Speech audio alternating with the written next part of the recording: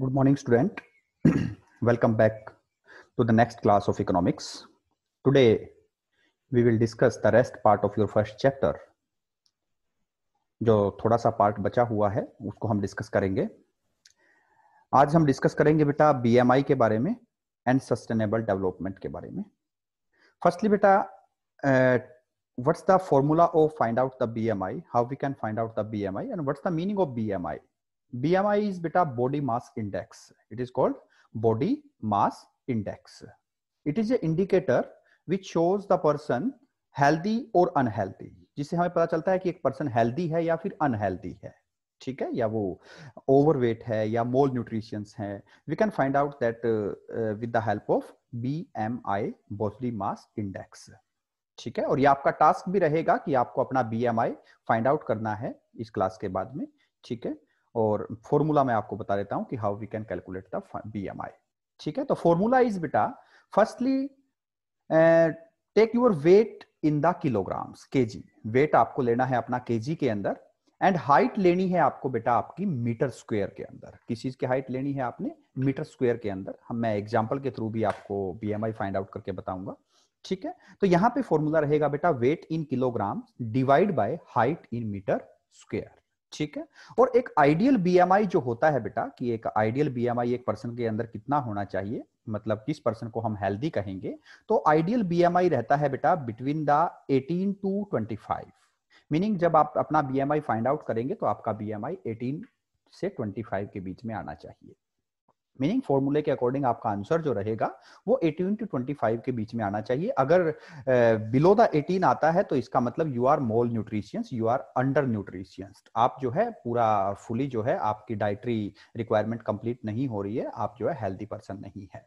और अगर बेटा आपका BMI मोर देन 25 आता है तो it's mean you are a overweight person. आप थोड़े से हेल्दी या ओवर हेल्दी हम बोल सकते हैं, आप मोटे जिसको कहते हैं हम, तो हो सकता है उसको मोटा कहा जा सकता है, ग्लूटन कहा जा सकता है, पेटू जिसको कह देते हैं. मीनिंग क्या है बेटा, तो इसमें आपको वर्क करने की जरूरत है. अगर आपका मोर देन 25 आता है या लेस देन 18 आता है तो आपको अपनी डाइट को कंट्रोल करने की जरूरत है, उसको मैनेज करने की जरूरत है. ठीक है, तो बेटा अब देखते हैं कि how we can calculate it. Formula is very simple, weight in kilograms divide by height in metre square. ध्यान रखना है हाइट मीटर में नहीं है, मीटर स्क्वायर में है. ठीक है, यहां पे बेटा एक कैलकुलेशंस करके मैंने इसकी स्क्रीनशॉट भी ली हुई है कि BMI कैलकुलेटर हाइट देखिए बेटा, एग्जांपल के अकॉर्डिंग हाइट ले गई है 168 kg. हाइट की सॉरी हाइट जो है 168 सेंटीमीटर. ठीक है, और उसको जब मीटर में कन्वर्ट किया तो इट्स 1.68 मीटर. ठीक है, हाइट को सेंटीमीटर से मीटर में कन्वर्ट कर सकते हैं बेटा 1.68 मीटर. ठीक है, उसका स्क्वायर किया तो आया बेटा 2.8224 मीटर स्क्वायर. ठीक है जी, तो हाइट आ जाती है अकॉर्डिंग टू फॉर्मूला हमें जो चाहिए मीटर स्क्वायर में, इट्स 2.8224 मीटर स्क्वायर. ठीक है, वेट जो है सपोज दैट उस पर्सन का कितना है 74 kg है. तो इसको हम जब फॉर्मूले में रखेंगे बेटा तो BMI फाइंड आउट होगा 74 मतलब weight in kilogram divide by height in metre square, it's 2.8224 is equal to जो BMI निकल के आता है इट्स 26.3. देखिए मैंने यहाँ पे फॉर्मूले के अकॉर्डिंग भी और स्क्रीनशॉट में भी आपको दिख रहा होगा यूर BMI, मतलब अगर आपकी हाइट 168 सेंटीमीटर है, मीनिंग आपकी हाइट 2.8224 मीटर स्क्वायर है, और आपका वेट अगर 74 kg है तो BMI निकल के आता है 26.3. और 26.3 इज मोर देन, ये 25 से ऊपर है. इट्स मीन दैट जिसकी हमने फाइंड आउट की है वो क्या है, एक ओवरवेट पर्सन है. ठीक है, उसको अपनी डाइट रिक्वायरमेंट को फुलफिल जो है मैनेज करने की जरूरत है. अब बेटा इसमें देखिए यहाँ पे एक और चीज है कि your weight should be 52 to 70 kg.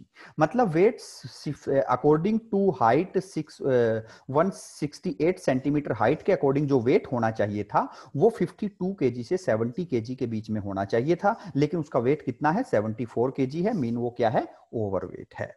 ठीक है जी, तो होप सो आपको समझ में आया होगा कि how we can calculate the BMI.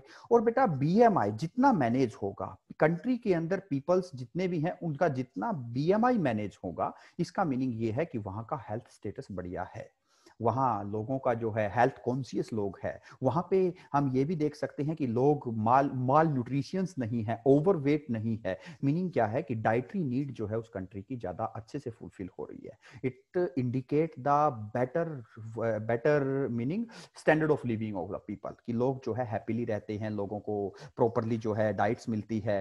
तो बेटा इस तरीके से हम किसी भी कंट्री के हेल्थ स्टेटस को फाइंड आउट करने के लिए उस कंट्री के लोगों का बीएमआई भी देख सकते हैं।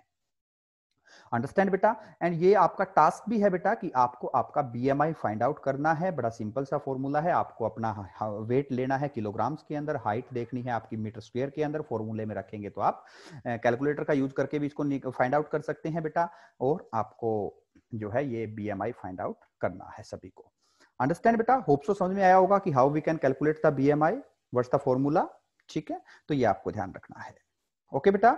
और आइडियल बीएमआई कितना होना चाहिए बेटा, 1 मार्क्स में यहां से बहुत बार क्वेश्चन आ जाता है। 1 मार्क्स के अंदर कई बार बीएमआई कैलकुलेशंस के लिए भी आपको बोल देता है, कई बार बोल देता है कि एक पर्सन जो है जिसका बीएमआई 16 है, तो आपको बताना है कि वो पर्सन कैसा है, तो वो मोल न्यूट्रिशियंस है, अंडर न्यूट्रिशन है।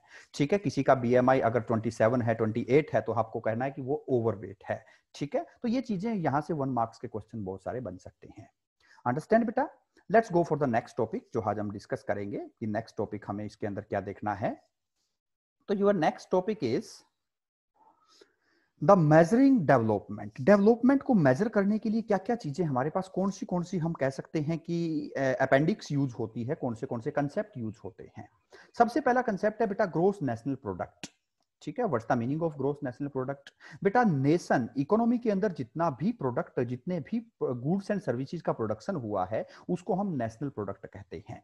तो इसका जो है डेफिनेशन रहेगी बेटा, major of the total value of the officially recorded goods and services produced by the citizen and corporations of a country in a given year. मतलब एक साल के अंदर जितनी भी गुड्स एंड सर्विसेज प्रोड्यूस हुई है बेटा, चाहे वो किसी सिटीजन ने की हो, चाहे किसी कंपनी ने की हो, किसी एंटरप्राइज ने की हो, उन सबको अगर हम ऐड कर लेते हैं जो हमारी नेशनल बाउंड्री के अंदर जो प्रोड्यूस हुई है, तो वो हमारा ग्रोस नेशनल प्रोडक्ट बन जाएगा। अंडरस्टैंड बेटा। Include things produced inside and outside countries territory. मतलब क्या है बेटा, यहां पे ध्यान रखना है, नेशनल की बात करता है तो ये प्रोडक्शन चाहे हमारी डोमेस्टिक कंट्री के अंदर प्रोड्यूस हुआ हो या फिर वो आउटसाइड दैट कंट्री प्रोड्यूस हुआ हो, लेकिन वो हमारे जो सिटीजन्स हैं या हमारे जो कॉरपोरेशन हैं उन्होंने उसको प्रोड्यूस किया हो।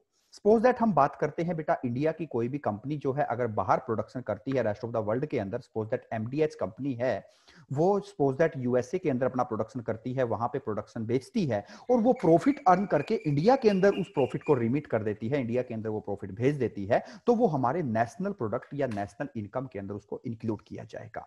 तो यहां पे बेटा you have to understand the difference between national and domestic, क्योंकि नेक्स्ट जो चीज है आपकी वो है डोमेस्टिक प्रोडक्ट। फर्स्ट था हमारा gross national product, next second है ग्रोस डोमेस्टिक प्रोडक्ट। यहां पे नेशनल और डोमेस्टिक के डिफरेंस को आपने समझना है। तो बेटा नेशनल प्रोडक्ट जो होता है, या हम इसको देखिए बेटा, एक और चीज आपको ध्यान रखनी है, product is always equal to the income. जो हमारा ग्रोस नेशनल प्रोडक्ट है हम इसको ग्रोस नेशनल इनकम भी कह सकते हैं, और जो हमारा ग्रोस डोमेस्टिक प्रोडक्ट है इसको हम ग्रोस डोमेस्टिक इनकम भी कह सकते हैं। तो इसलिए हम यहां पे अब मीनिंग समझेंगे बेटा कि what's the difference between gross national income and gross domestic income. यहां पे इस ग्रोस डोमेस्टिक और नेशनल का क्या डिफरेंस है। तो बेटा सबसे पहले अगर हम बात करें कि national income is that income which is generated by our normal residents. वो इनकम जो हमारे नॉर्मल रेजिडेंट्स ने अर्न की है, may be inside the country और may be outside the country, चाहे वो कहीं पे भी अर्न की हो, no matter where earn it is, कि वो कहां पे अर्न की गई है ये मैटर नहीं करता, बट मैटर ये करता है कि वो हमारे नॉर्मल रेजिडेंट्स ने अर्न की हो। ठीक है, तो उसको हम क्या कहेंगे बेटा, ग्रोस नेशनल प्रोडक्ट कहेंगे। समझ में आएगा जी। How we can find out the gross national product. Gross national product या gross national income, the income which is earned by our normal residents, may be inside the country, may be outside the country, that is the gross national income.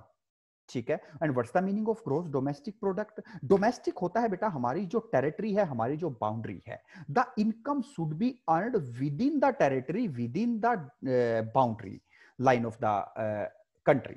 ठीक है जी, that is the gross domestic income या gross domestic product. तो हम कहेंगे बेटा gross domestic product is the या gross national income is a income which is earned by the earned within the domestic territory of a country no matter who earn it is. Meaning क्या है बेटा कि वो earn किसने की है ये मैटर नहीं करता। जैसे हम बात करते हैं इंडिया के अंदर कोई साउथ कोरिया की, यूएसए की, चाइना की कोई भी कंपनी जो है इंडिया के अंदर अगर इनकम अर्न करती है तो हम उसको डोमेस्टिक इनकम के अंदर इंक्लूड करेंगे, हम उसको डोमेस्टिक प्रोडक्ट के अंदर इंक्लूड जरूर करेंगे।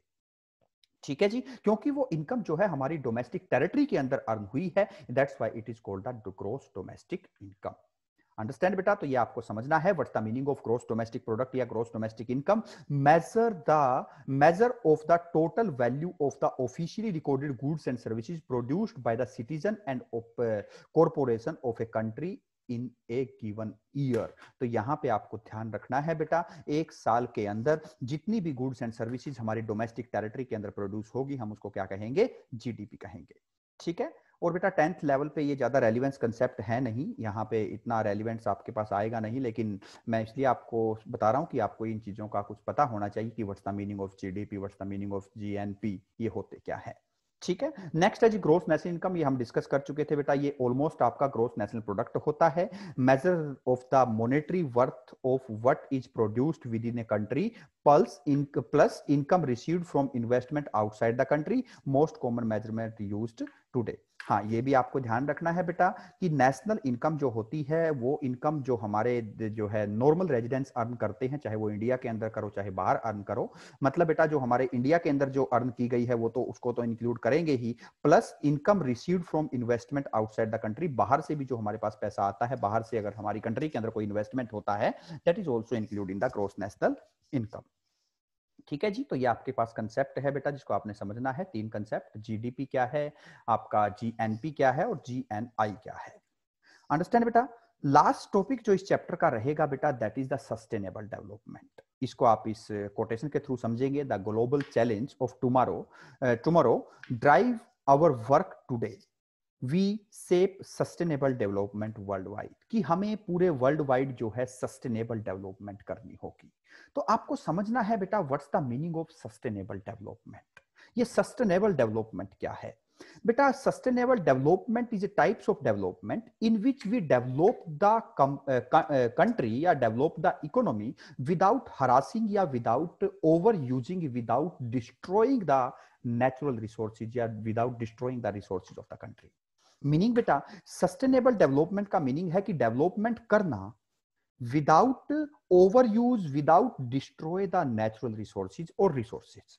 मतलब कि डेवलपमेंट तो करो लेकिन रिसोर्सेज को डिस्ट्रॉय मत करो, because we borrow the resources from our elder to for our younger generation. हमने किसी भी रिसोर्सेज को, हमने लैंड को खुद क्रिएट नहीं किया बेटा, हमने नेचुरल रिसोर्सेज को क्रिएट नहीं किया, ये नेचुरल रिसोर्सेज हमें अपने एल्डर से मिले हैं, हमें एज ए हेरिटेज मिले हुए हैं ये। That's why it's our responsibility to hand over these resources to our younger generation in the same manner. Meaning क्या है बेटा? ऐसा नहीं है कि अगर हमें जो वाटर लेवल हमें मिला हुआ है, हम सारे वाटर को बाहर एक्सट्रैक्ट कर लेते हैं, सारे वाटर को बाहर विड्रॉ कर लेते हैं और उसके बाद जो है आपका वाटर लेवल डाउन आ जाएगा, तो आने वाली जनरेशन पानी कहां से पिएगी? तो मीनिंग बेटा we should not be over use the resources for development. Development कीजिए but without overusing the resources, without destroying the resources, without harassing the resources. ठीक है। That's why we have to manage our production. हमें उसको manage करना पड़ेगा इन such a manner कि हम development भी कर लें और रिसोर्सेज को ओवर यूज भी ना करें।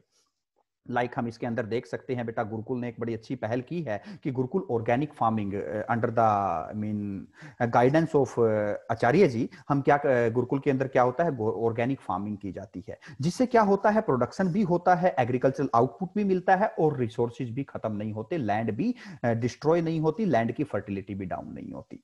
ठीक है बेटा। लेकिन अगर हम केमिकल फर्टिलाइजर से एग्रीकल्चर करते हैं तो उससे लैंड की फर्टिलिटी जो है वो डाउन होती चली जाती है।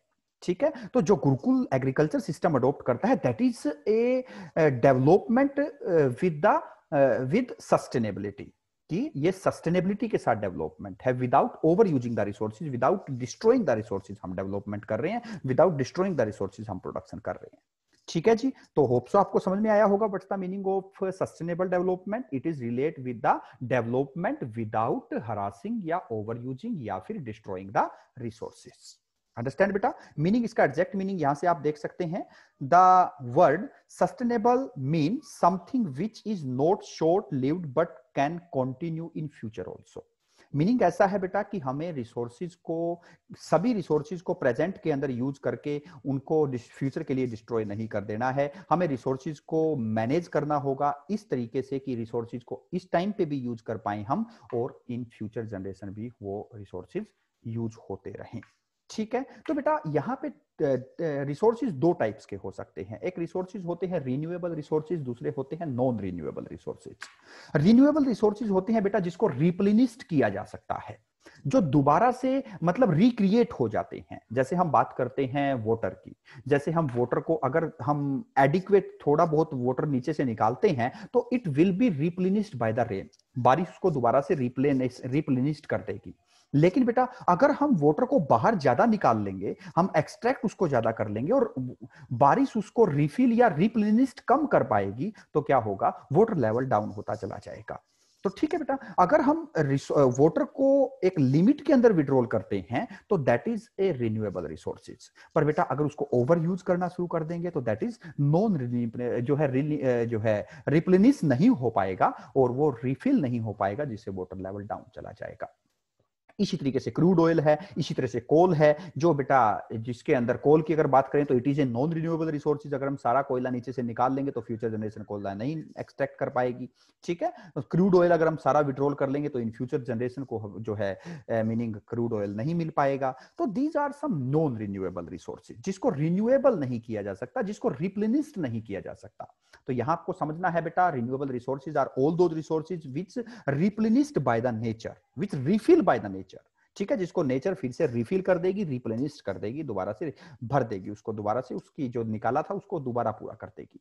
ठीक है, और non renewable resources which is not replenished by the nature, जिसको नेचर रिप्लेनिश्ड नहीं कर पाएगी, these resources are called the non renewable resources. जैसे क्रूड ऑयल हो सकता है, पेट्रोलियम हो सकता है, गैसेज हो सकती है, जिसको रिप्लेनिश्ड कोल हो सकता है, नहीं किया जा सकता। अंडरस्टैंड बेटा, यहां पे बेटा रॉबर्ट रेप्टो जो है, इसकी डेफिनेशन है, sustainable development is a development strategy that manage all natural resources and human resources as well as the financial and physical assets. मतलब सभी के सभी रिसोर्सेज को हमें मैनेज करना है for increasing long term wealth and the wellbeing. मतलब we have to manage our all the resources in such a manner जिससे वो इन फ्यूचर भी बचे रहें और प्रेजेंट के अंदर भी हम उनको यूज करके डेवलपमेंट कर पाए। अंडरस्टैंड बेटा, that is the concept of sustainable development. It is a very important concept बेटा, ये आपको जरूर याद करना है। अब देखते हैं बेटा ऑब्जेक्टिव और फीचर्स ऑफ सस्टेनेबल डेवलपमेंट। हम सस्टेनेबल डेवलपमेंट क्यों करते हैं, what's the objective behind the sustainable development. तो देखिए बेटा, sustain rise in the real per capita income and quality of life. Real पर कैपिटल इनकम को बढ़ाना मतलब प्रेजेंट की पर कैपिटल इनकम को भी इंक्रीज करना और फ्यूचर की पर कैपिटल इनकम को भी इंक्रीज करना। इसी तरह से quality of life, standard of living, present generation का स्टैंडर्ड ऑफ लिविंग भी इंप्रूव करना और फ्यूचर जनरेशन का स्टैंडर्ड ऑफ लिविंग भी इंप्रूव करना। That is the main motive of the sustainable development. Reduction in pollution, pollution को कम से कम करना जिससे जो है हमारा रिसोर्स जो है एनवायरमेंट पोल्यूट ना हो। That is also a sustainable development, meaning do the production without polluting the resources. अगर हमने रिसोर्सेज को पोल्यूट करके प्रोडक्शन किया तो बेटा it will harmful for our present generation as well as for the upcoming generation. ठीक है, rational use of natural resources, we should not be over use the natural resources. Natural resources को over use नहीं करना है, हमें उनको rationally use करना है, हमने उनको एप्रोप्रिएटली यूज करना है, विदाउट डिस्ट्रॉइंग उनको यूज करना है। ठीक है जी, to fulfil the requirement of future generation, हमें प्रेजेंट जनरेशन के लिए भी प्रोडक्शन करना है और फ्यूचर जनरेशन के लिए भी रिसोर्सेज को खत्म नहीं करना है। तो दीज आर सम ऑब्जेक्टिव और दीज आर सम फीचर्स और characteristics of the sustainable development. Understand बेटा, तो होप सो आपको ये कंसेप्ट समझ में आया होगा बेटा कि सस्टेनेबल डेवलपमेंट क्या है, सस्टेनेबल डेवलपमेंट का मीनिंग क्या है, and it was the last topic of your first chapter. ठीक है जी, तो होप सो बेटा ये फर्स्ट चैप्टर आप सबको समझ में आया होगा और आपके लिए डेफिनेटली बेनिफिशियल रहा होगा। ठीक है बेटा, okay, have a nice day. and stay safe and stay inside your home. Okay, bye bye.